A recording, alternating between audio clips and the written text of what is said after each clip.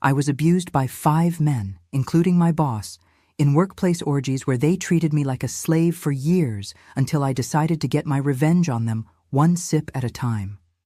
None of them suspected that I was exacting my vengeance while they called me their cook. That's right. You heard me correctly.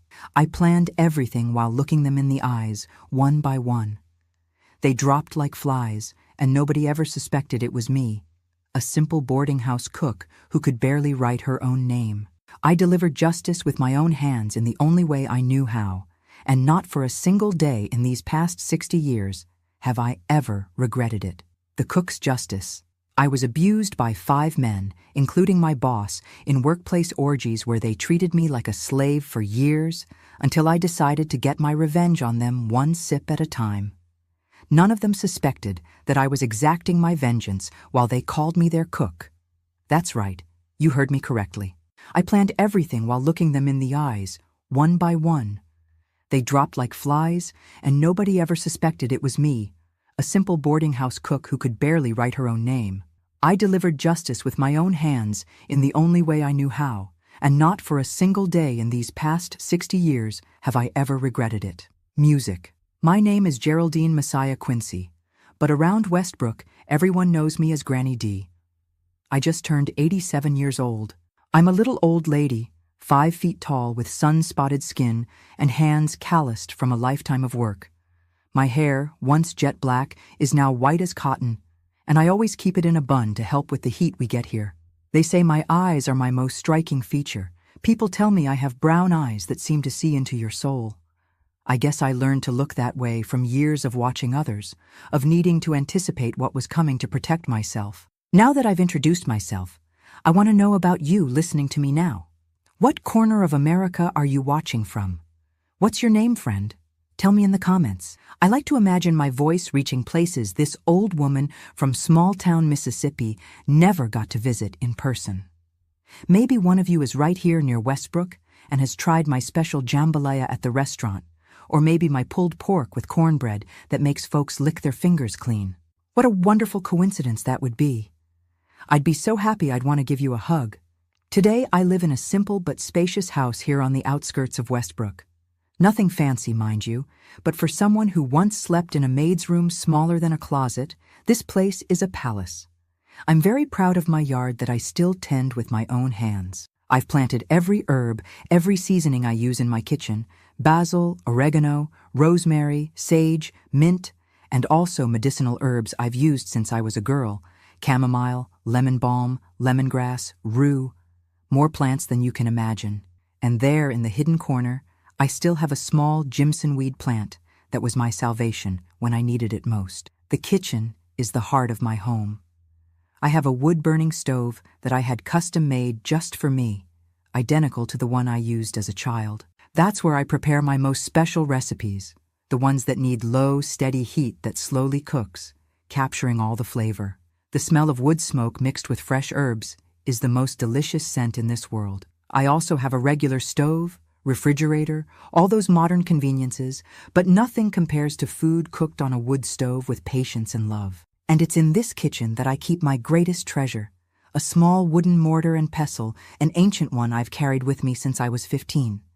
It's worn from so much use, but I wouldn't trade it for anything in this world. It was with this that I prepared the spices that made my reputation.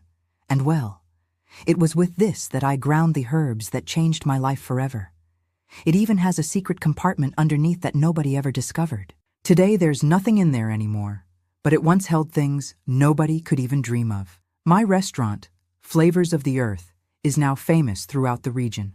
It started small in a rented room with an old stove and a few tables. Today, I have 6 locations spread across Mississippi.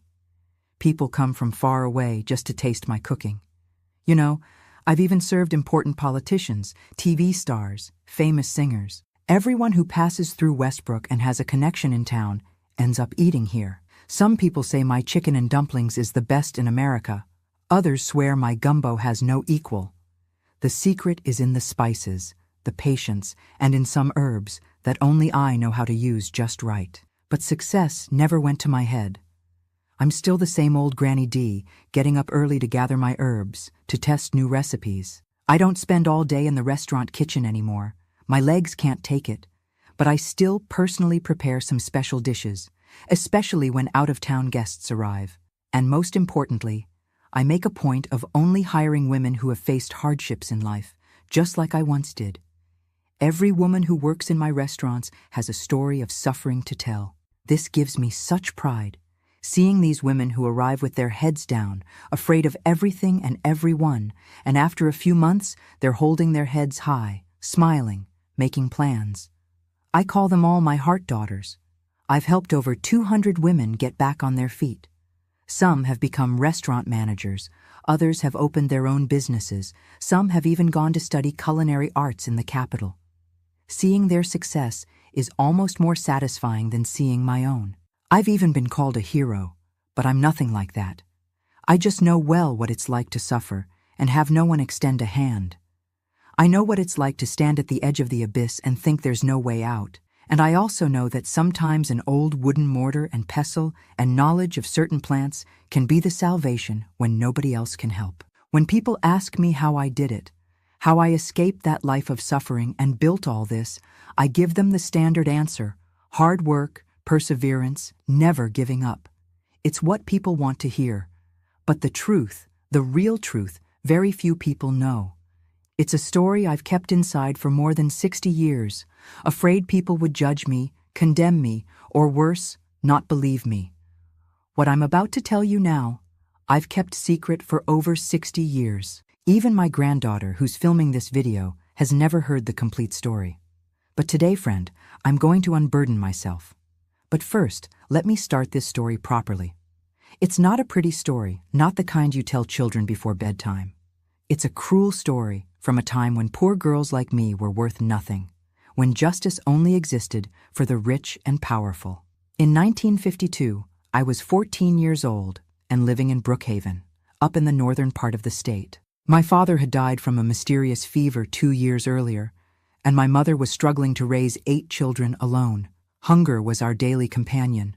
We lived in a small wooden shack with a dirt floor. We all slept crowded into a single room, but at least we were together, you know? I had the affection, the protection. Or at least, I thought I did. One day, a man named Arthur Mendez showed up at our house. He arrived well-dressed in a shiny car, saying he owned a boarding house in Westbrook and needed someone around my age to help with cooking. He offered a monthly wage and even a chance to attend school. For a starving family like ours, it seemed like a miracle. Mama, with a heavy heart, agreed to send me. One less mouth to feed and the promise of a better life for me. How could it go wrong? Well, it did. I packed my few belongings, tucked my grandmother's mortar and pestle among my clothes so it wouldn't break, and there I went in the back of a truck to a town I'd never heard of, to work for a man I barely knew. I had no idea about the hell that awaited me.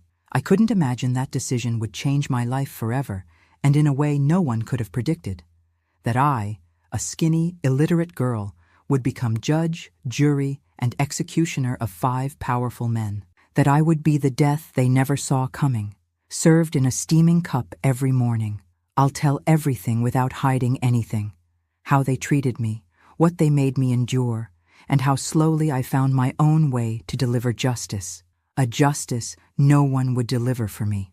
A justice sipped with coffee, with the bitter taste of revenge. But let me go back to the beginning, or you won't understand anything.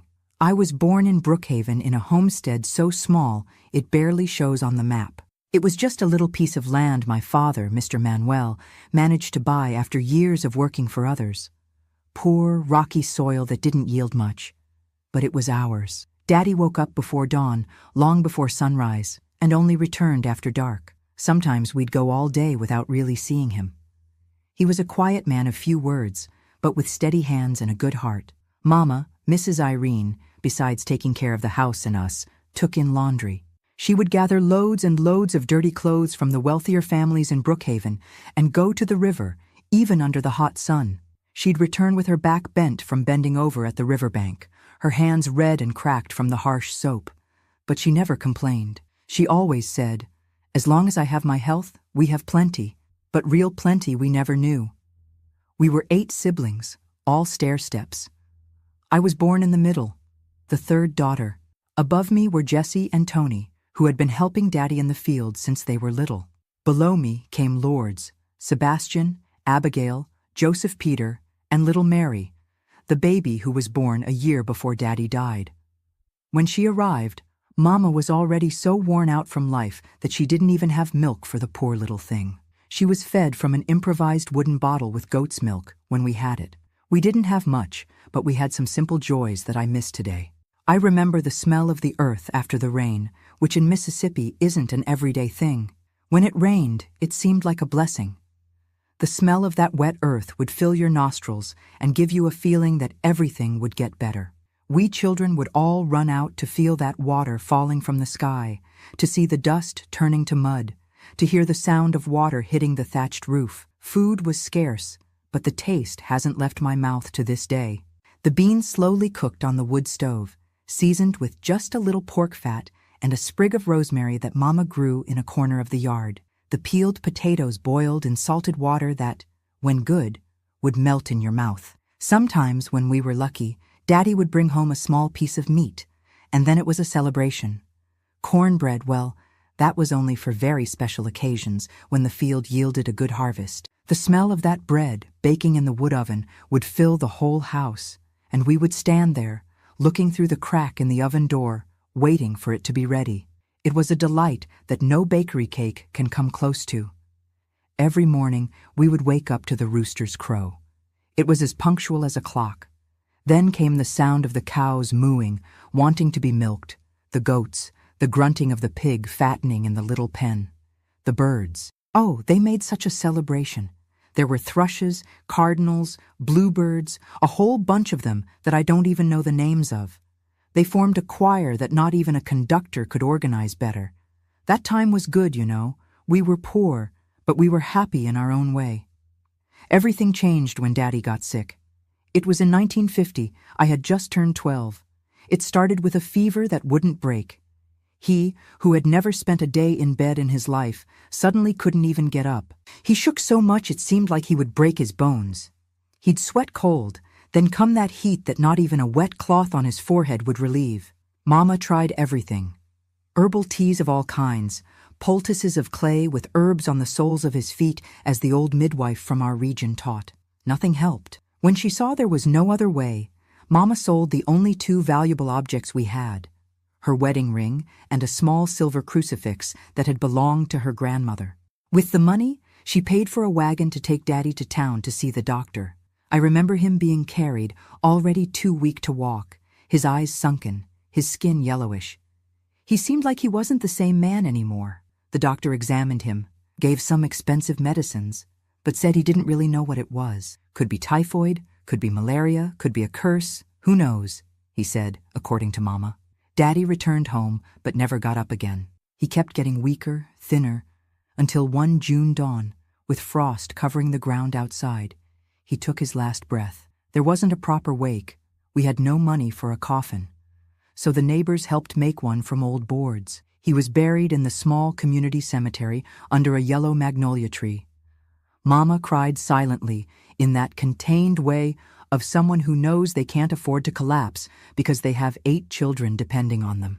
That's when poverty, which was already our companion, became a cruel and relentless mistress. Without Daddy working in the fields, food became even scarcer. Mama washed even more laundry from dawn to night, but the money was never enough. The older boys, Jessie and Tony, tried to maintain the plantation, but they were too young, didn't have the experience or strength of Daddy. The harvest dwindled. The animals were sold one by one to buy food. Soon, it became clear that we couldn't keep all the children at home anymore. The first to leave was my sister Lourdes, a year younger than me. A merchant family in town needed someone to help with their small children.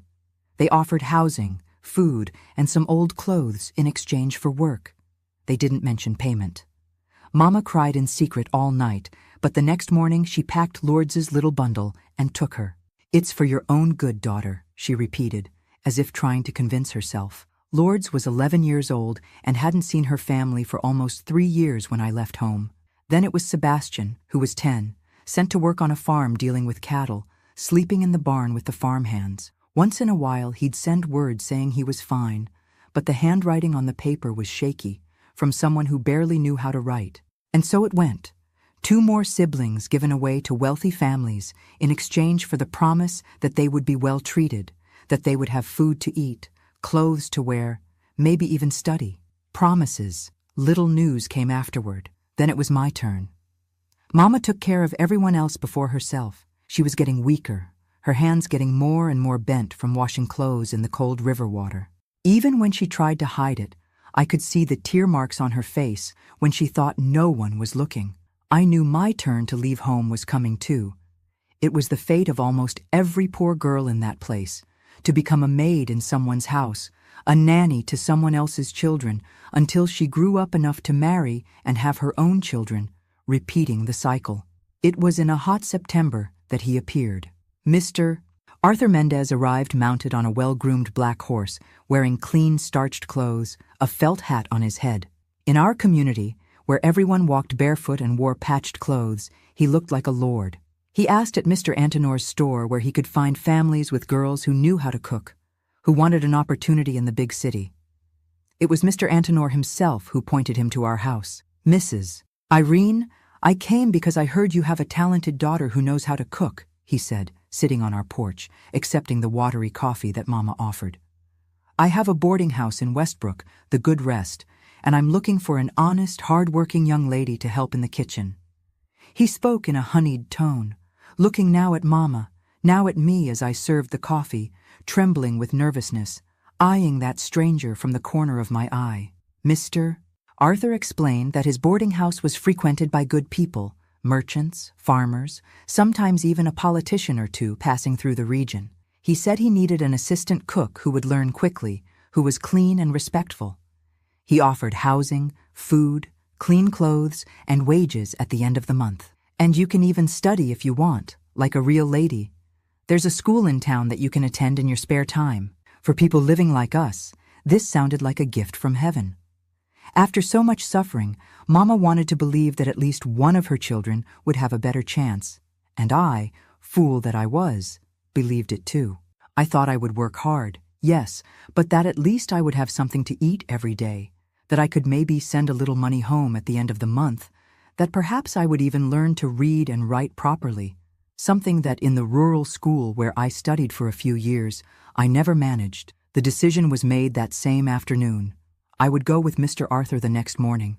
I spent the night packing my bundle, 2 sets of patched clothes, the only good dress I had that I only wore to church, a broken comb, and the small wooden mortar and pestle that had belonged to my grandmother. I put everything in a burlap sack and tied it well. We barely slept that night.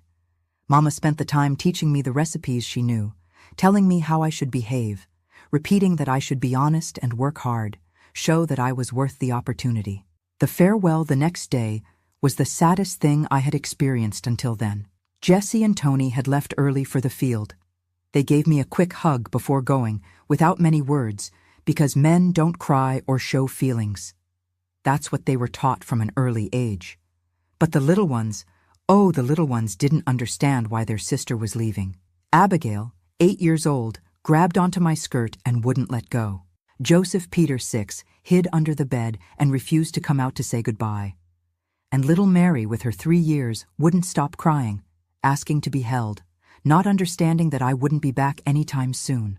Mama tried to be strong, but I saw the tremor in her lips, her misty eyes when she hugged me one last time. She whispered in my ear, "Be strong, my daughter. God go with you, and Our Lady protect you."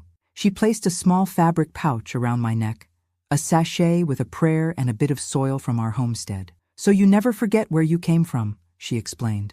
That sachet stayed with me for many years, until they took it from me along with the rest of my dignity. I climbed into the back of the truck with 2 men who were carrying sacks of supplies. Mr. Arthur rode his horse, guiding the truck along the dirt road. As we moved away, I looked back and saw Mama standing in front of our little house, the little ones clinging to her skirt, all of them waving. It was the last time I saw them. The image is etched in my memory, as clear as if it were yesterday, even after so many decades. The journey was difficult, 2 days bouncing in the back of that old truck on potholed roads under sun and dust.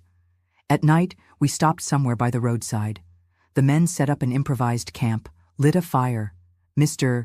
Arthur had me cook the food, rice, beans, and a bit of jerky he had brought. I slept curled up in a corner of the truck bed, away from the men, wrapped in the thin blanket I had brought, the burlap sack serving as a pillow. Nobody bothered me during the trip, but I already felt a chill in my stomach, a premonition I couldn't name.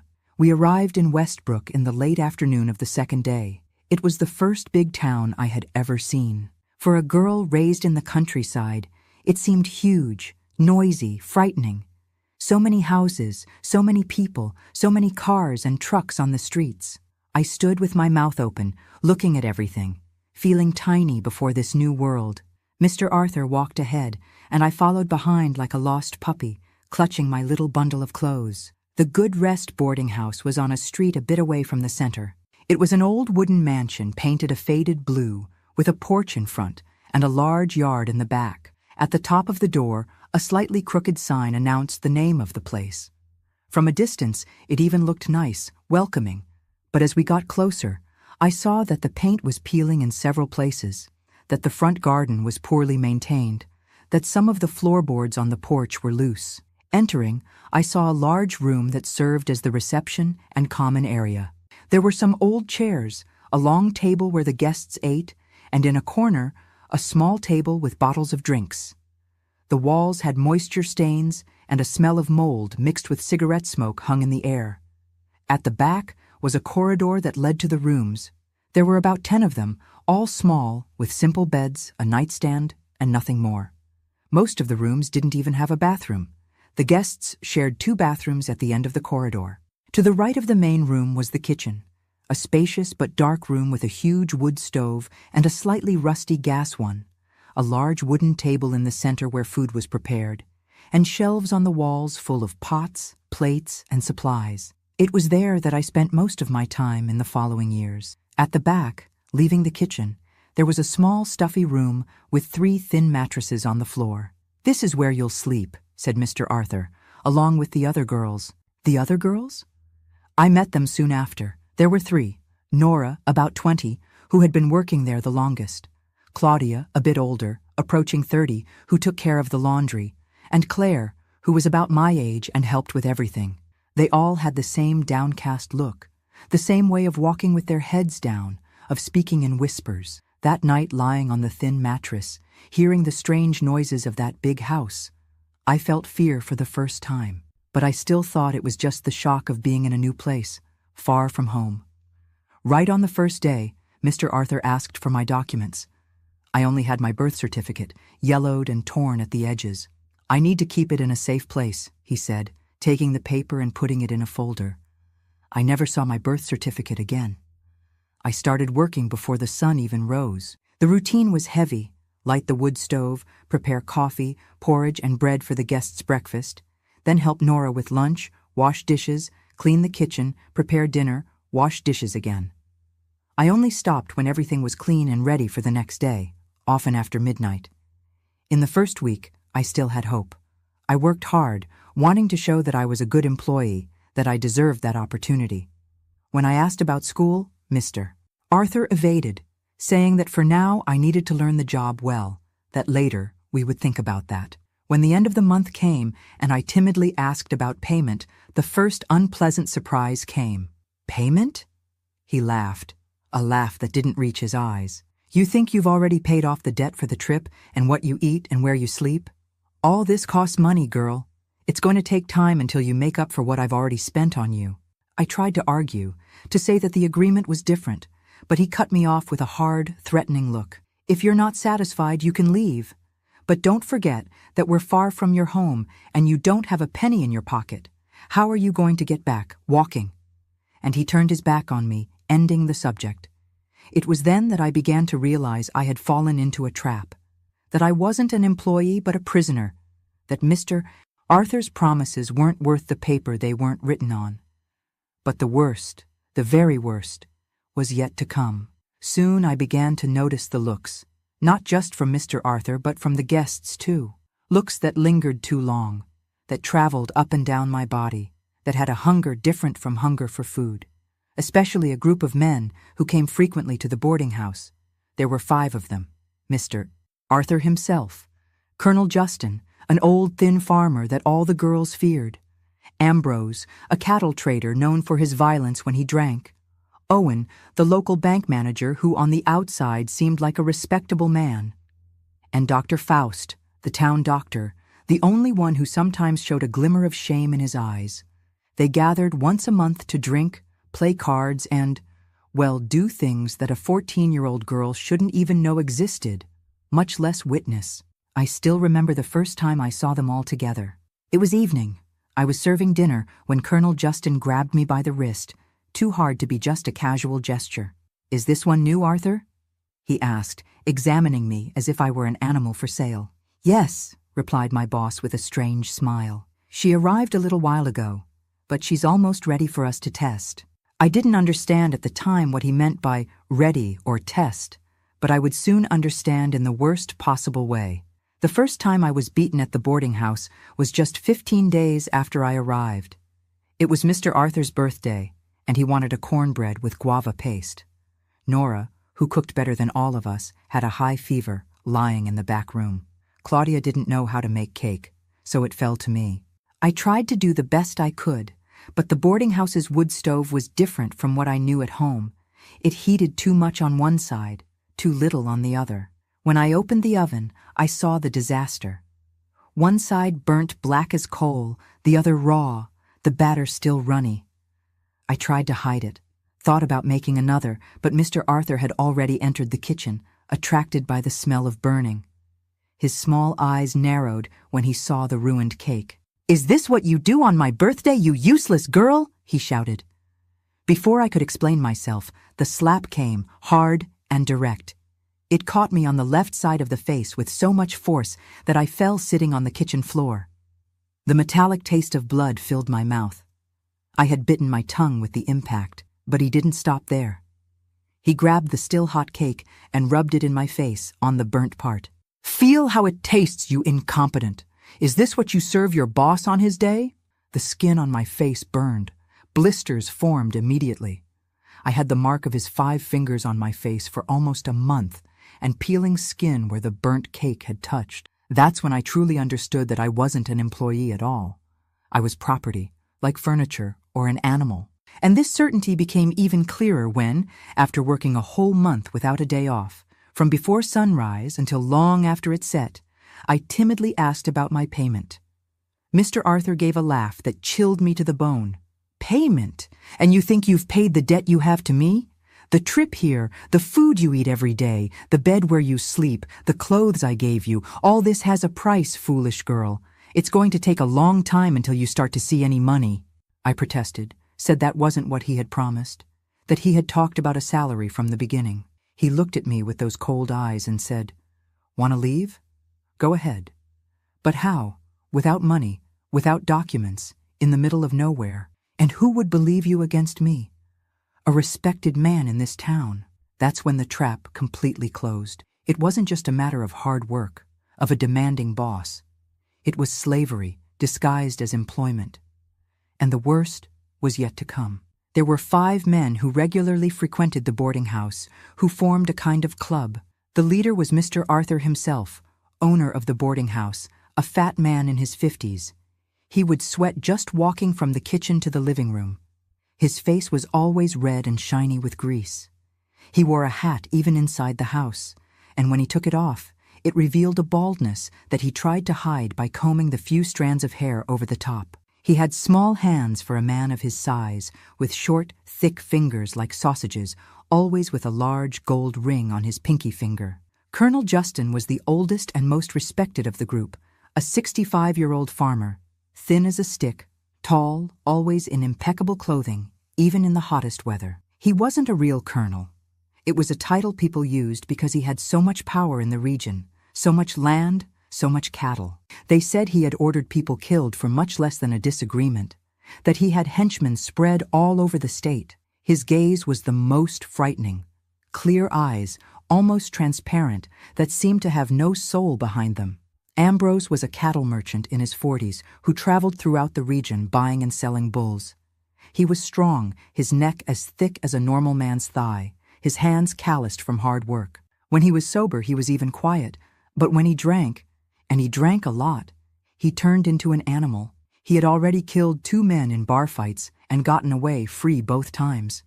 Everyone knew he paid bribes to sheriffs and judges in 3 different towns. Owen was the least threatening at first glance.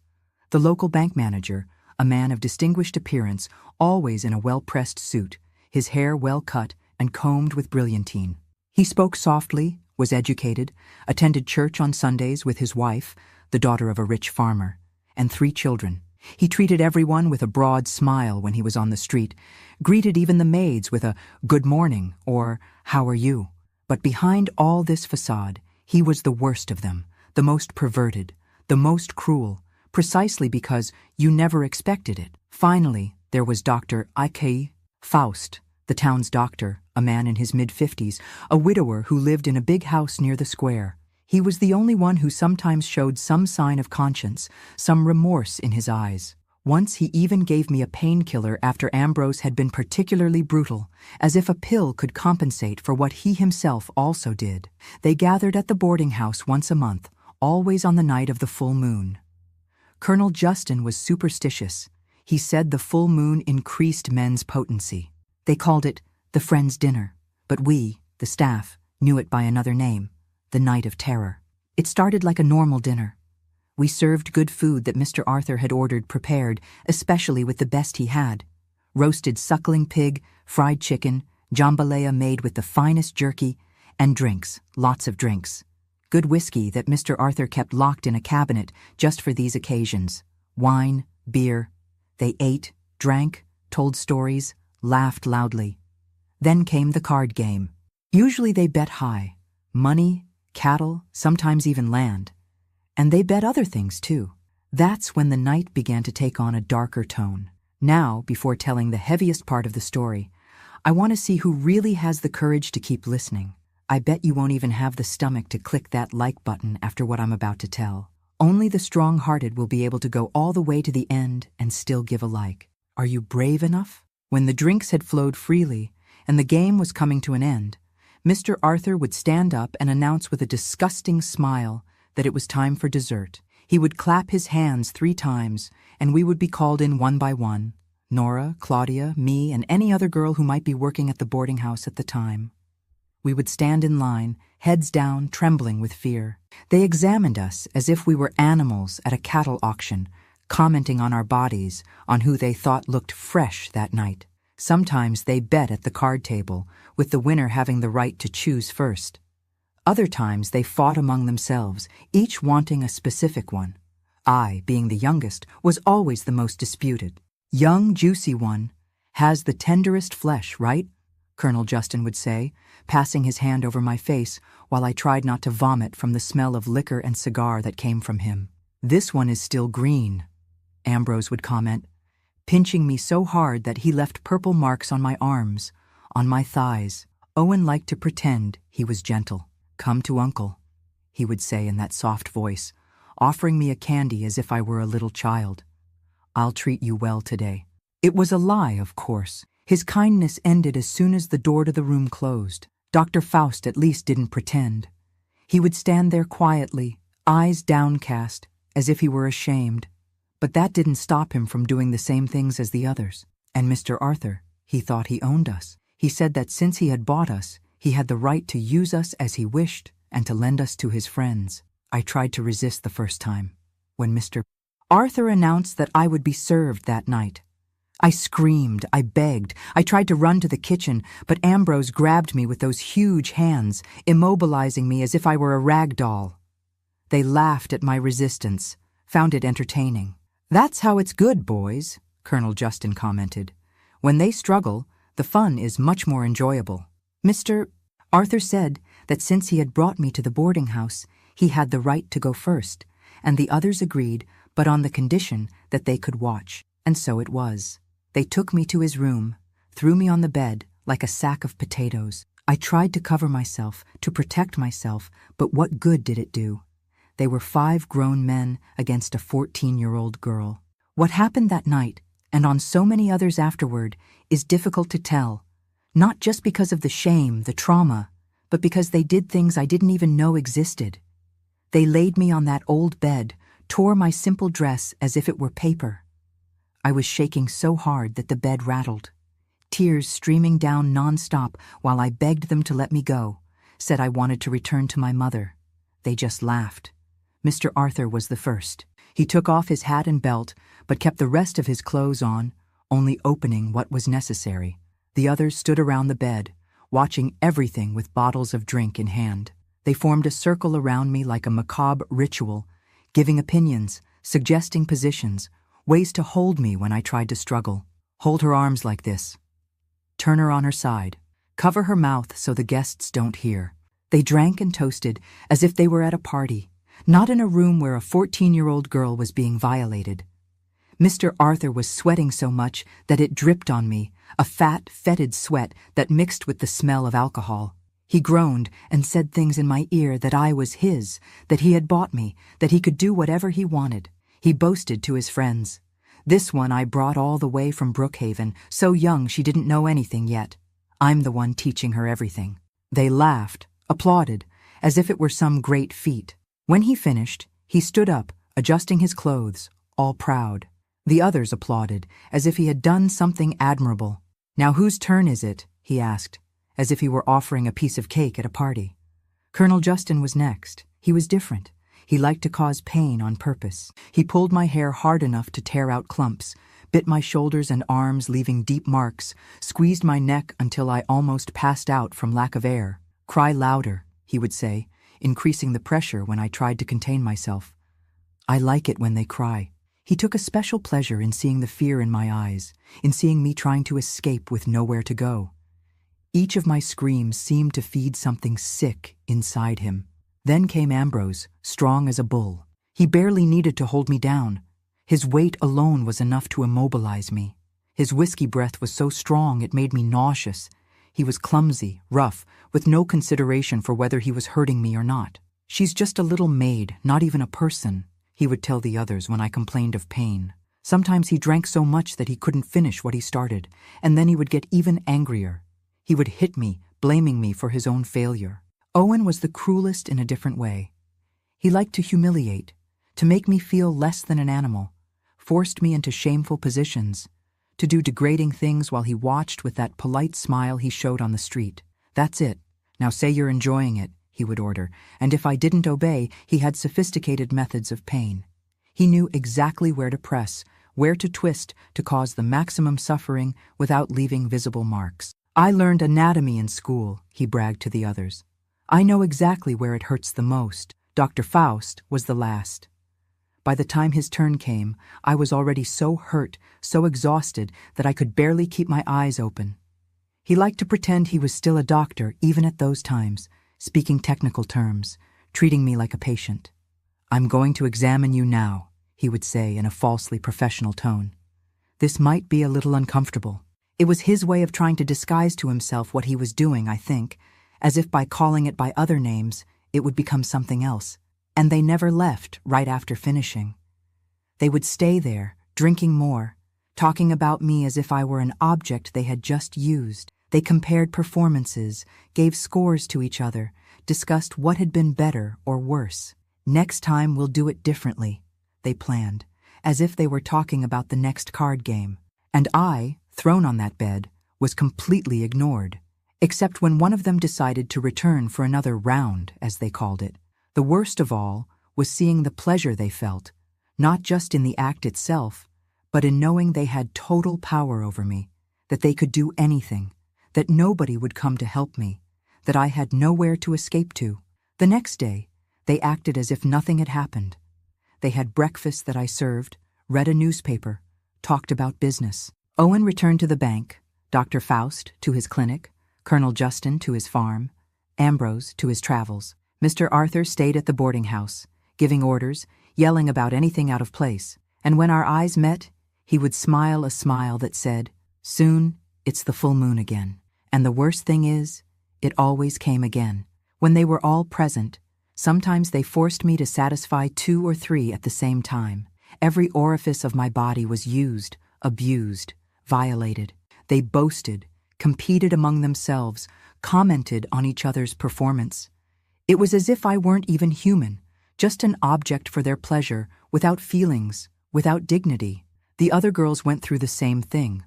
Nora, who had been there for years, had a dead look during these nights. She did everything mechanically, like a robot, as if her soul had left her body and only left the shell for them to use. Claudia cried silently the whole time, tears streaming down her face without a sound. They didn't like it when we made noise, except for the sounds they told us to make. When the night finally ended, around 3 or 4 in the morning, they would fall asleep scattered throughout the rooms of the boarding house. We would slip into the bathroom, one by one, to try to wash off that disgusting feeling from our skin. We would scrub until it hurt, until it bled in some places. But the filth they left seemed to be inside, where no water could reach. The next day, we had to wake up at the normal time and work as if nothing had happened. Prepare breakfast for them, serve, clean, smile when they ordered, and they acted as if the previous night hadn't existed. Owen would go back to being the respectable bank manager, Dr. E. Faust, the attentive doctor, Colonel Justin, the powerful farmer, Ambrose, the successful merchant. Mr. Arthur treated us like maids until the next full moon. This repeated every month. There was no escape, no rest. Sometimes between one full moon and another, one of them would show up alone at the boarding house and demand special service. Mr. Arthur never refused. After all, they were his friends, his accomplices, and he himself would use any of us whenever he wanted, at any time of day or night. He just had to tap his fingers on the table in a specific way, and we already knew what it meant. Claire, a girl who arrived shortly before me, couldn't take it anymore. After a particularly brutal night with Ambrose, who had drunk more than usual and used her in ways I can't even describe, she waited for everyone to fall asleep and hanged herself with a sheet tied to a ceiling beam. It was Mr. Arthur who found her body in the morning. She didn't even get a funeral. She was thrown into a mass grave at the cemetery without a name on the cross, with no one to pray for her except us, the other prisoners of that hell. Seeing what happened to Claire made me decide I wasn't going to end like that. I wasn't going to let myself be completely destroyed. I wasn't going to give them the satisfaction of breaking me to the point of taking my own life. I would survive one way or another, and maybe one day escape. After 6 months in that place, I thought I had found my chance. It was a Sunday. Mr. Arthur had gone to town to participate in a cattle auction and would only return at night. Nora was sick. She was always sick. Her body couldn't take the abuse anymore. Claudia was busy with the laundry. No one was paying attention to me. I grabbed my little bundle hidden under the mattress, just my grandmother's mortar and pestle and a few coins I had managed to save, and went out through the kitchen window. I jumped over the low wall that separated the boarding house from the back street and began to run like I'd never run in my life, my heart beating so hard it felt like it would explode, the adrenaline rushing through my veins, the sensation of freedom, even if momentary. I managed to reach the road that left town. I didn't know where to go. I just knew it had to be far from there. I walked for hours, my feet already bleeding in the old shoes, the strong sun punishing me. But each step seemed to take me closer to freedom, farther from that hell. I hadn't even walked 9 miles when I heard the sound of a motor. I hid in a bush by the roadside, my heart almost coming out of my mouth. A car passed straight by, and I breathed relieved, but soon another vehicle was coming, more slowly. It was Ambrose's pickup. He passed where I was, slowed down as if he had noticed something, then continued. I thought I had escaped. I left my hiding place and continued walking more quickly, wanting to take advantage of the fact that the road seemed empty. That's when I heard the engine again, closer. Before I could hide again, the pickup pulled up beside me and Ambrose jumped out. "Look what we have here, a little mouse escaping from the mousetrap," he said, with that whiskey breath that never left him, even in the morning. He grabbed me by the hair with force, dragging me to the pickup while I screamed and struggled. "Shut up, you wretch, or I'll break your teeth right here and now," he said as he threw me in the back like an animal. He tied my hands and feet with a rope he used to tie cattle, and we returned to Westbrook, to the boarding house, to the hell I had tried to escape from. The whole way back, he kept telling me what Mr. Arthur would do to me, the punishment I would receive this time. "I think he'll kill you, girl. And if he doesn't kill you, he'll make you wish you were dead." When we arrived, Mr. Arthur had already returned from the auction. Ambrose dragged me by the hair inside, threw me on the floor of the living room in front of everyone. The guests, the other staff, Mr. Arthur. "Look what I found trying to escape," he announced, kicking me in the ribs to make me get on all fours on the floor. The punishment was worse than I could have imagined. Mr. Arthur called the other three, Colonel Justin, Owen, and Dr. Faust. He wanted them all to see what happened to someone who tried to escape. Wanted it to be an example for all of us. I was tied to a chair in the middle of the room, and they beat me, each one of them, with belt, with open hand, with feet, with whatever they had at hand. Colonel Justin used his riding crop. Ambrose a piece of wet rope that hurt like fire when it touched the skin. Owen preferred to use his hands. He had heavy rings on all his fingers that opened cuts with each slap. Dr. Faust was the one who hit the least, but he still participated. Mr. Arthur used his favorite belt, the one with the big buckle that he proudly displayed. I was beaten until I passed out. When I woke up, I was thrown in the boarding house's cellar, a dark and damp place where they kept old boxes and food that was spoiling. I stayed there for 2 weeks, receiving a bit of water and leftover food once a day. The rest of the time it was just darkness and silence, broken sometimes by the sound of someone's footsteps up above or by the noise of the rats that shared that space with me. When they finally took me out of there, I could barely walk. I had lost so much weight that my ribs were showing. My skin was yellowish, my hair was falling out in clumps. But the worst weren't the physical marks. It was what had happened inside. Something had broken in me. The hopeful girl who still believed in the goodness of people had died in that dark cellar. I returned to work as if nothing had happened. I cooked, I cleaned, I served, and I endured the abuse of the 5. But inside, something had changed. It wasn't just fear and despair that I felt anymore. It was a cold, calculating rage, a determination to survive at any cost, and one day to make them pay for what they had done. It was about a month after my punishment that I met the person who would change my life forever, Ms. Janice. She was an elderly lady, an herb healer who knew everything about herbs and medicinal plants. She came once a week to the boarding house to sell her preparations, teas for stomach aches, ointments for wounds, tonics to raise men's spirits, as she would say with a knowing smile. Mr. Arthur let her in because her preparations really worked, and the guests liked them. He himself used a balm she made for his back pains. Besides, Ms. Janice was discreet. She didn't ask questions, didn't meddle where she wasn't called. But she observed with those small, lively eyes that seemed to see beyond appearances. She noticed everything. The way we staff walked with our heads down, the poorly hidden bruises, the terror in our eyes when Mr. Arthur or one of the other 4 approached. One day, while I was helping her carry some pots of herbs to the kitchen, she took me by the arm in a gentle but firm way. She looked right into my eyes in that way that seemed to see my soul and whispered, "I know what happens here, girl, and I know you don't deserve this. None of you deserve this." I was paralyzed, not knowing what to say. It was the first time in a long time that someone had spoken to me as if I were a human being, not a thing, as if my pain mattered.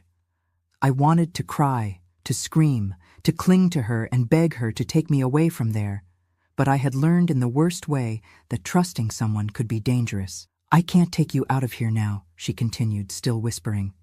"They are powerful, have friends in the police, in the government, but I can teach you some things that will help." She placed in my hand a small cloth bag full of dried herbs. "This is for pain. Boil it in water and drink it when after they..." She didn't need to complete the sentence. I understood what she meant. I took the bag and hid it in the pocket of my apron. "Thank you," I whispered back, my voice barely coming out. "I come every Thursday," she said. "If you need anything, look for me. And remember, even the smallest and most fragile herb can bring down a big man if you know how to use it." At the time, I thought she was speaking figuratively, that she meant that even I, so weak and defenseless, could find strength to survive, to resist. Only later did I understand the true meaning of those words, that she was literally offering me a path. A dangerous path, yes, full of risks, but a path that could lead to the justice that the world would never give me. That night, lying on the thin mattress in the little room I shared with the others, While I listened to Mr. Arthur's snores coming from his room at the end of the corridor, I made a decision. I wasn't going to die there. I wasn't going to end up like Claire or like so many others before her. I was going to survive. I was going to endure whatever I had to endure. And one day, one way or another, I was going to get justice. I didn't know how yet. I didn't know when. But I felt deep in my soul that the answer was somehow linked to that wise-eyed, wrinkled-handed old lady who had looked at me not as a victim, nor as a thing, but as a potential warrior. The one who, without knowing it, had just planted in me the seed of vengeance. After that first conversation with Ms. Janice, something changed inside me.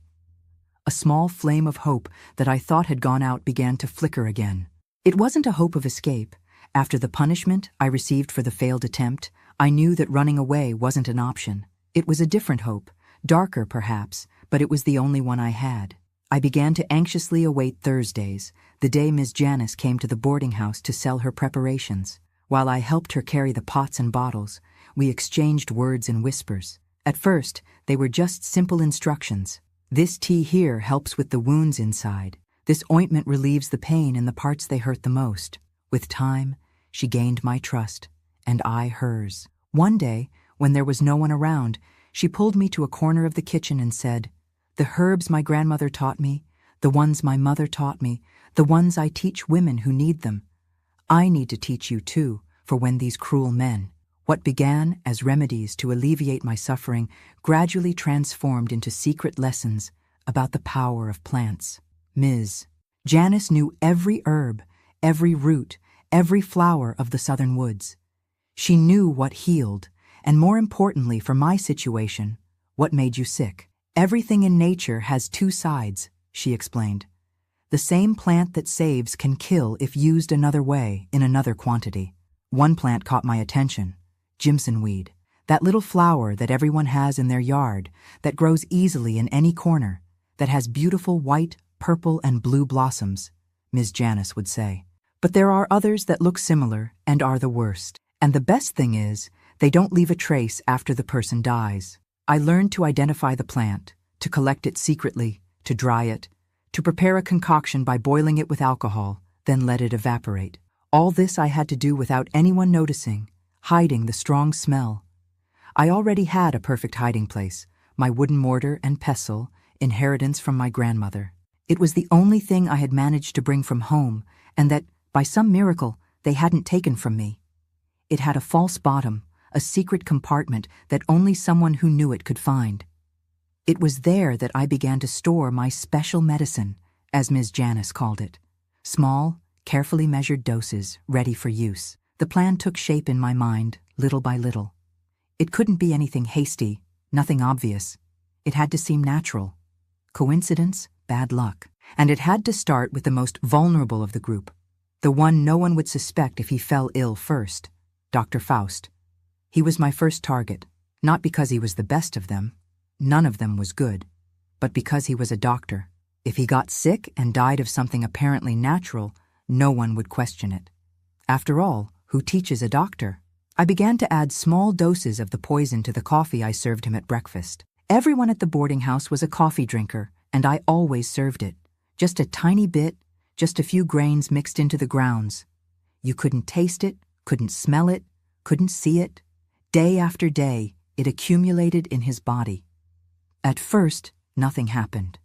I almost doubted if the poison was working. Then, around the third month, Dr. Faust began to complain of fatigue, of joint pains.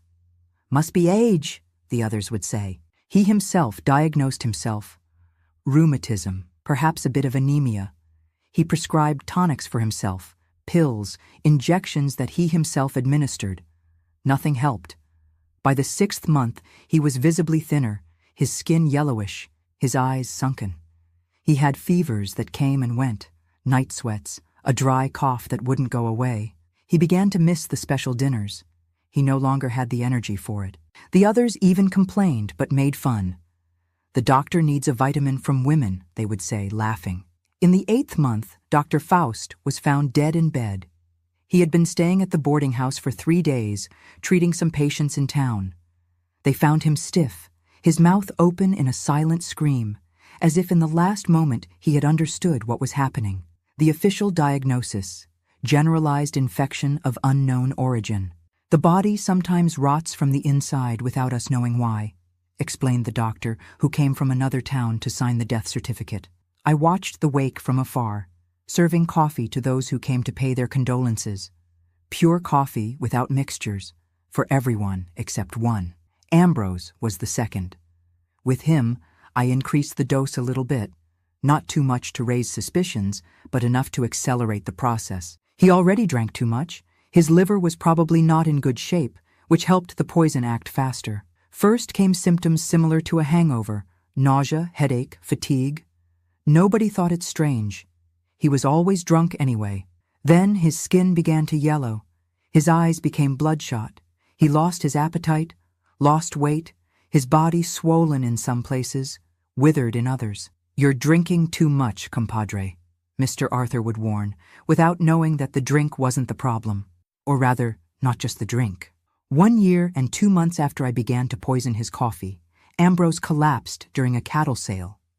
He was in the middle of the auction when he simply fell down, foaming at the mouth. They took him to the nearest hospital, but it was already too late. Acute liver failure, they said, the result of years of excess with whiskey. Everyone commented at the funeral. No one suspected anything. Colonel Justin was more difficult. He was thin, resistant like an old goat, and suspicious by nature. He didn't drink as much as Ambrose, didn't have Dr. Faust's vices with his own medicines. I began to increase the dose a tiny bit, but carefully. He was observant. If the coffee tasted different, he would notice immediately. It took longer for the symptoms to appear. First, it was a cough that wouldn't go away. Then breathing began to get difficult, as if his lungs were always full of something. He became more irritable, more violent, if that was possible. During the special nights, he could no longer do what he used to. His body wouldn't respond. He would get angry, take it out on the girls with slaps and punches, which only made his shortness of breath worse. 1 year and 9 months after I began to serve the special coffee to him, Colonel Justin had such a severe attack of shortness of breath that he fell from his chair during dinner, turning purple, convulsing. No one could help him. When the doctor arrived, he could only confirm death. Pulmonary emphysema was the diagnosis, common in men his age. They went looking for family for the funeral and discovered there was no one, just frightened employees who didn't even show up to say goodbye to their feared boss. Owen was the second to last. The bank manager, so careful with his appearance as a good man, began to waste away in a way he couldn't hide. First, it was chest pains that he disguised, then dizziness, fainting that he tried to explain as drops in blood pressure. I began to notice that he was taking medicine in secret, that he had secret consultations with doctors from other towns. He stopped coming to the boarding house as frequently. His visits became rarer, shorter. On the special nights, he appeared only to drink and talk, always making excuses not to participate in the main part, as they called it. The others made fun of him, called him a weakling, an old man before his time. They didn't know he was literally dying on his feet. 2 years and 4 months after I began to serve the poison to him, Owen had a heart attack in the middle of the bank, in front of several clients. He fell over his organized desk, knocking everything down, his eyes wide with terror. They said they tried to revive him for more than an hour without success. At the funeral, his elegant wife, dressed in black, cried discreetly. The already adult children seemed more concerned with the inheritance than with their father. No one mentioned his secret habits at the Good Rest boarding house. Finally, only Mr. Arthur was left. With him, I had to be even more patient. He was the only one who could suspect something, connect the dots, realize that all his friends had died in similar circumstances in recent years. I kept the dose small, constant, working slowly. 3 years after starting my plan, Mr. Arthur was unrecognizable. The fat, imposing man had become a thin, bent shadow, his skin flaccid, hanging where before there was fat. He suffered from everything: constant headaches, digestive problems, weakness in his legs, blurred vision. He consulted several doctors, took all kinds of medicine, made promises to all the saints. Nothing helped. What surprised me most was that even sick, even weak, he didn't stop the abuse. It decreased, of course. The body no longer allowed the excesses of before, but he still called us to his room, still used us as objects. The difference was that now, while he did what he did, I didn't cry anymore. I looked into his eyes with a slight, almost imperceptible smile, knowing that each day could be the last. And so it was until the end. One morning, I went to take coffee to him, as I did every day. I gave 2 knocks on the door as usual. No response. I knocked again, harder. Nothing. I opened the door slowly and found him in bed, his eyes open, fixed on the ceiling, his face contorted in an expression of pain. He was dead, had been for several hours from how stiff he was. I found myself standing there, looking at the empty shell of the man who had been my tormentor for so long, and felt peace. Just peace. "He's dead! Someone call a doctor! Quick!" I shouted out, playing the part of the frightened maid perfectly. There was a coffee cup, that one that I had prepared with a slightly larger dose than the previous ones, just to make sure, still full on the nightstand. No one touched it in the confusion. The doctor who came to confirm the death was perplexed. "I've never seen anything like this," he said, examining the body. "It seems like all the organs failed at the same time. Heart, kidneys, liver, lungs, everything stopped working." He looked around the room as if searching for clues. "Did he take any medication? Did he eat anything strange?" "Just the usual, doctor," I replied, lowering my eyes like the humble servant they thought I was. "The breakfast coffee that I served every day, the same way, in the same cup. Now tell me something honestly. Do you think what I did was wrong? I killed 5 men slowly with poison in their coffee, looking into their eyes every day as they wasted away. Was I a murderer? Or did I deliver justice where no one else would? What would you have done in my place, knowing they would continue destroying the lives of other girls like me? Tell me in the comments. I want to know what you think about this. With Mr. Arthur's death, everything changed at the boarding house. We discovered he had no close family, no relative who was interested in the business. There was a nephew in Atlanta who appeared only to sell the property and take the money. He didn't even want to know what would happen to the staff, to Uncle's protégé, as he called us with contempt. The boarding house was sold to a merchant from town who had other plans for the location. He wanted to transform it into a warehouse. All of us were dismissed with just the payment for the last month, the first and only one that many of us received after years of work. For the first time in 3 years, I found myself free. I could go wherever I wanted, do whatever I pleased. The problem was that I had nowhere to go, and I didn't know how to do much beyond cooking and cleaning. I was 17 years old, but much older inside. Suffering ages a person inside and out. It was Ms. Janice who saved me in this difficult time when I had just left the boarding house. "I don't have a palace," she said, "but I have a little corner where you can settle in." Her house was small but cozy, on the outskirts of Westbrook. It had a huge yard full of all kinds of plants, those she used for remedies, for seasonings, for her special preparations. In the back, a small garden provided almost everything we needed to eat. It was simple, but after the hell of the boarding house, it seemed like paradise. Living with Ms. Janice, I learned much more than how to poison coffee. I learned to heal, too, to identify medicinal plants, to prepare ointments and teas that relieved pain, healed wounds, lowered fever. I learned ancient recipes that were passed down from generation to generation in her family. And most importantly, I learned to really cook. Not just the basics I made at the boarding house, but elaborate, flavorful dishes with seasonings that made all the difference. It was Ms. Janice who also helped me get my first real job. "I know the owner of the Country Flavor restaurant nearby," she said one day. "He needs a kitchen assistant. I told him about you. He wants to meet you." The restaurant was modest, frequented by workers, travelers, simple people who wanted good food at a fair price. The owner, Mr. Juvencio, was an elderly man, a widower, who had set up the business after retiring as a railway worker.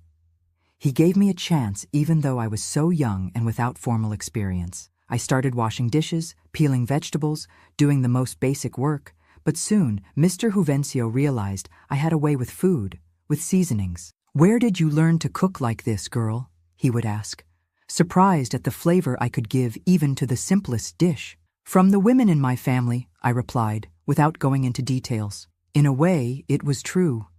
I had learned from my mother, my grandmother through the mortar and pestle she left me, and from Ms. Janice, who had become a kind of adoptive mother to me. Little by little, I took on more responsibilities at the restaurant. From assistant, I became a cook, then head cook. Customers began to come specifically to taste my dishes. "I want that meat that only Geraldine knows how to make," they would say. "Bring that beans with Geraldine's special seasoning." My name became a kind of guarantee of quality. While I built this new life, I never stopped thinking about the family I had left behind. My mother, my siblings, the small homestead in Brookhaven. When I managed to save a bit of money, I decided it was time to look for them, to find out what had happened to them all these years. The trip to Brookhaven was strange, being on the same road but this time by my own choice, as a free woman, not as a deceived girl. The small town had changed little. It remained small, peaceful, with the same simple houses, the same central square, the same little white church. I asked about my family at Mr. Antonor's store, which still existed, now run by his son. The family of Mr. Manuel, who lived on the homestead by the river. His widow, Mrs. Irene. The young man scratched his head, trying to remember. "Oh yes, I know. It's been a long time since they don't live around here anymore. After Mrs. Irene passed away, the children scattered, each went their own way. It was like a stab in the heart. My mother had died thinking I was alive somewhere, perhaps even happy, as Mr. Arthur had promised. She died without knowing the truth, without knowing the hell I had gone through. In a way, it was better this way, that she had kept the illusion that her daughter was well, that the sacrifice of sending me away had been worth it. I managed to discover that my older brothers had gone to Jackson, that the girls had married and gone to other states. About the youngest, no one knew anything. I thought about looking for them, but something stopped me. What would I say? How would I explain the years of absence? What had happened to me? What I had done? Some stories are too heavy to share, even with family. I decided it was better to let them continue their lives without the weight of my past. I returned to Westbrook with a lighter heart in a way. Now I knew I had no one waiting for me anymore, no one wondering where I was. I was truly free, free to build my own life from here on out. It was around this time that I began to shelter women who had been through situations similar to mine. First, it was Juliet, who arrived at the restaurant all bruised, fleeing from her husband who beat her. I gave her food, a little place to sleep in the back of the restaurant. Then I helped her get a job as a cleaner in a store. Then came Margaret, a 15-year-old girl who had been sold by her stepfather to work in a house that was actually a disguised brothel. She managed to escape before the worst happened. I also took her in, taught her to cook, gave her a roof until she stabilized. One by one, these women began to arrive as if there were some kind of invisible communication between those who suffer, some sign that only they recognize. "Go look for Geraldine from Country Flavor. She'll help you," they would tell one another. And I helped in whatever way I could, with food, with a place to sleep for a few nights, with temporary work, with a shoulder to cry on, with advice based on my harsh experience. Behind all this help was the certainty that what I had done, slowly poisoning 5 men who had destroyed my childhood and youth, had been worth it, not just for my own liberation, but for all the other women who would have suffered at their hands if they had continued to live. How many girls like me would have been brought to the Good Rest boarding house if Mr. Arthur hadn't drunk that last coffee? I never regretted it, never lost a night's sleep thinking about the 5 men I killed, but I also never told anyone until today, until this account. Some stories need to be kept for decades, until all those involved have already departed from this world, until there is no more danger in revealing them. And so that 14-year-old girl who was deceived and abused transformed into a determined woman set on making a difference, using her pain as fuel for something greater. My mortar and pestle, the one that hid the poison that liberated so many women without them knowing, came to hold only healing herbs, seasonings that gave flavor to life, not death. A subtle but powerful transformation, just like my own. I worked at the Country Flavor restaurant for almost 7 years. Each month, I saved a little of my salary, hidden in an empty jam can buried in the back of Ms. Janice's yard. I saved every last penny, dreaming of the day I could have my own place, Mr. Juvencio was a good boss. He taught me a lot about how to run a business beyond cooking. When he started getting older with fragile health, he called me for a conversation. "Geraldine, I'm thinking of selling the restaurant. I can't handle the pace anymore. I'd like it to go to someone who will take care of it with the same love I did." It was my chance, but the money I had saved wasn't even half the value he was asking. I told Ms. Janice about the proposal, disappointed that I couldn't afford it. That's when she surprised me. She opened a trap door in the floor of her living room, revealing a hole where she kept a wooden box. Inside were some old jewels, gold coins, some high-value bills. "This here is my life insurance," she explained. "I've been saving for years to ensure I wouldn't be in need in my old age, but I see you need it more than I do." With Ms. Janice's loan, which I later made a point of paying back to the last penny, I bought the restaurant from Mr. Juvencio. It wasn't anything grand, a dining room with 10 tables, a small but functional kitchen, and a loyal clientele. I kept the name for a while out of respect for Mr. Juvencio, but when he passed away a few months later, I changed it to Flavors of the Earth. It was just me at first, doing everything: purchases, accounts, cleaning, cooking. In the first few months, I could barely make enough to support myself, much less pay employees. That's when Rita arrived, a woman in her 30s, purple from being beaten so much by her husband, with 2 small children. She had fled home with what she could hastily gather, but the money was already running out. She needed work, and most importantly, a place where her husband wouldn't find her. "I know how to clean. I know how to iron," she would say, almost begging. "I just need a chance." I remembered myself years ago, desperate for help that never came. I offered her not just a job, but a place to stay. I had a small room in the back of the restaurant that I hardly used.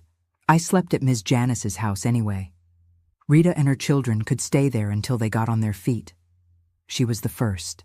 Then came so many others.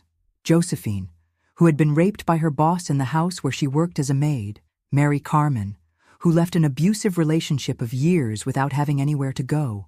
Louise, a girl from the countryside, who had been brought to the city with promises of employment, but ended up forced into prostitution. Connie, who at 16 already had a child, abandoned by her boyfriend when he discovered she was pregnant. One by one, these women began to arrive as if there were some kind of invisible communication between those who suffer, some sign that only they recognize. "Go look for Geraldine from Country Flavor, she'll help you," they would tell one another. And I helped in whatever way I could. With food, with a place to sleep for a few nights, with temporary work, with a shoulder to cry on, with advice based on my harsh experience. At first, I offered just temporary work, a little place to stay, food on the table. With time, I realized I needed to create a better, more organized system. That's how my hiring philosophy was born. Only women, preferably those in vulnerable situations who needed more than a job, who needed a new chance in life. I taught them to cook, to serve, to manage, and most importantly, to value themselves again, to believe they deserved a dignified life. The restaurant began to gain fame, not just for the food, which was already recognized as among the best in the region, but for the atmosphere, the warm service, the care with every detail. Broken women found a home there, knowing they were among equals, that no one would judge them, that they could hold their heads high. Success came steadily. We knocked down the wall that separated us from the empty store next door, doubling the size of the dining room. The kitchen also grew, allowing more women to be trained. It was around this time that I began to receive invitations to cook for important events in town. Birthdays, graduations, even weddings. At first, I went personally, taking 1 or 2 helpers. Then the volume became so great that I had to put together special teams just for this. It was another opportunity to give work and training to the women who sought me out. The money, which was once so scarce, began to be abundant. I invested in better equipment, in top-quality ingredients, in more professional training for the employees. I bought a pickup truck to facilitate shopping and transportation for events. I built my own house, simple but comfortable, with a large yard where I could plant my own herbs and seasonings. That was just one part of the story. When I was 32 and the restaurant was celebrating its 5th anniversary, I made an important decision. We needed something more structured to help all those women who arrived asking for help. A restaurant, no matter how large and successful, couldn't handle it all. That's when I created the Flavors and Knowledge Foundation. The idea was to offer not just temporary jobs, but complete professional culinary training, a real course with a diploma that would allow students to find work anywhere afterward. The first year was experimental with only 10 students, using the restaurant's own kitchen as a classroom. The project was so successful that in the second year, we needed our own space. I bought a plot of land on the outskirts of Westbrook and built a simple but functional building with an industrial kitchen, classrooms, dormitories for students who had nowhere to stay, and even a daycare for their children. Everything was designed so that no woman would have to stop studying because she had no one to leave the children with. Little by little, the foundation grew. We secured sponsorships from companies, support from the municipal government, donations from people who believed in the cause. We hired professional teachers, expanded the curriculum to include not just cooking, but also business administration, marketing, entrepreneurship. We wanted the students to leave not just knowing how to cook, but prepared to open their own businesses if they so desired. And that's exactly what began to happen. Former students opening their own restaurants, catering businesses, bakeries, some in Westbrook itself, others in neighboring towns. When I realized it, we were creating a network. It was no longer just Flavors of the Earth. There were dozens of establishments spread throughout the region, all with the same philosophy, all giving opportunities to other women. I decided then to formalize this network. Instead of each one on their own, why not join forces? I created the umbrella brand Flavors of the Earth, with quality standards, common visual identity, a base menu that each restaurant could complement with local specialties. In exchange for using the brand, which was recognized and respected, the owners contributed a small percentage to the foundation. So what started as a small restaurant turned into 6 locations throughout Mississippi. It's not an empire, of course, but for someone who started with nothing, it's much more than I ever dreamed of. And more important than the number of restaurants is the number of lives we managed to transform. More than 200 women have already passed through the Flavors and Knowledge Foundation, and most of them today have their financial independence, their own business, their dignity back. Sometimes people ask me if I regret what I did, if I think I should have sought justice through official means, reported Mr. Arthur and the other 4 to the police, waited for the law to do its job. When I hear this, I can only laugh inside. What justice existed in those days for a poor country girl? What sheriff would believe my word against that of 5 respected men in society? Some people will say I did wrong, that I should have sought man's justice. But back then, for a poor girl like me, what justice existed? It was their word against mine, and they had money, power, influence, while I had nothing but my suffering. If I had reported them, I would most likely have been called a liar, a tramp, a loose woman who was asking for it. Or worse, I could have ended up like so many others who tried to report powerful men, found dead on the side of some road, just another unsolved case in the police files. I did what I needed to do to survive, to ensure they wouldn't do to others what they did to me, and I never felt remorse. Each of those men had destroyed dozens of lives before mine and would have destroyed dozens more after. How many girls like me were brought to the Good Rest boarding house before me? How many didn't survive to tell the story? Dr. Faust, with his respectable white coat, had been abusing vulnerable patients for years. Ambrose beat prostitutes in various cities he passed through, some even to death. Colonel Justin treated the daughters of his farm employees as if they were his property, just like his cattle. Owen, the impeccably groomed bank manager, used his position to blackmail women who needed loans. And Mr. Arthur, he was the worst of all, the center of that web of abuse and exploitation. The world is a better place without them. Each cup of coffee I served, each carefully measured dose, each death that seemed natural, all of it was an act of justice that no one else would perform for me or the others. You wonder how I was never discovered? Because no one suspects a quiet cook, an invisible woman. We were like furniture to them. We were there to serve, to be used, but not really seen as human beings, capable of thinking, of planning, of executing. It was this same prejudice, the same underestimation that allowed me to eliminate them one by one right under their noses. Today, looking back with the wisdom that the years bring, I have no doubts that I would do it all again. Perhaps more carefully, perhaps in a different way, but the result would be the same. Because I learned early on that in this world, sometimes you need to be your own heroine, your own savior, your own justice bringer. For the young women who are listening to me, I leave some advice that I learned the hard way, paying a price far too high. Trust your instinct, that little voice inside you that says something is wrong, that person isn't trustworthy, that situation is dangerous. It's rarely wrong. Don't ignore it out of politeness, social pressure, or fear of seeming rude. Watch for the signs of abuse before it's too late. A man who controls who you see, what you wear, where you go, who gets irritated when you express different opinions, who makes you feel small, incapable, dependent, who starts with small verbal aggressions before moving on to physical ones.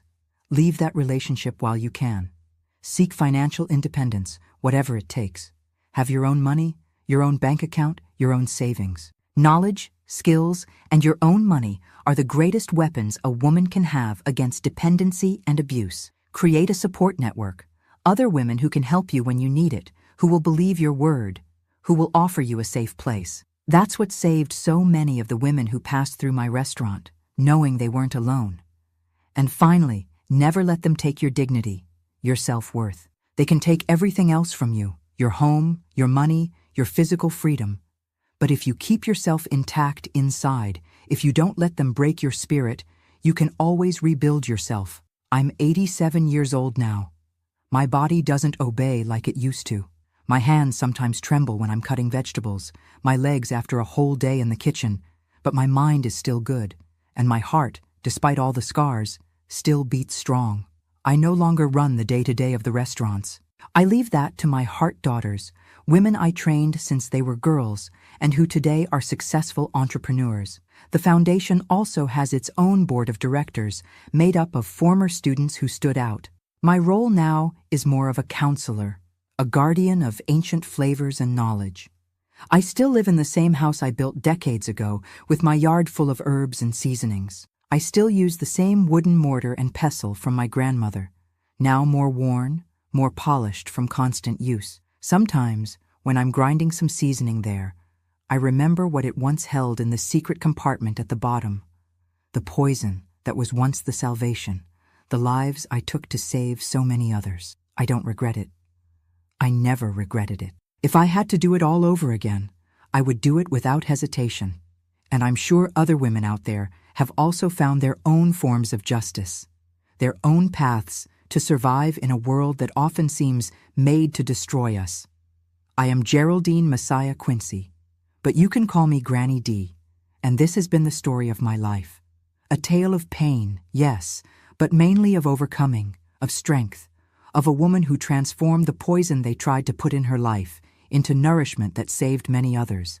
If you want to hear more stories like mine, stories of women who faced the worst of life and still moved forward, subscribe here to the Grandparents' Tales channel, because wisdom doesn't come from books. It comes from life lived, and we old folks, we still have a lot to tell.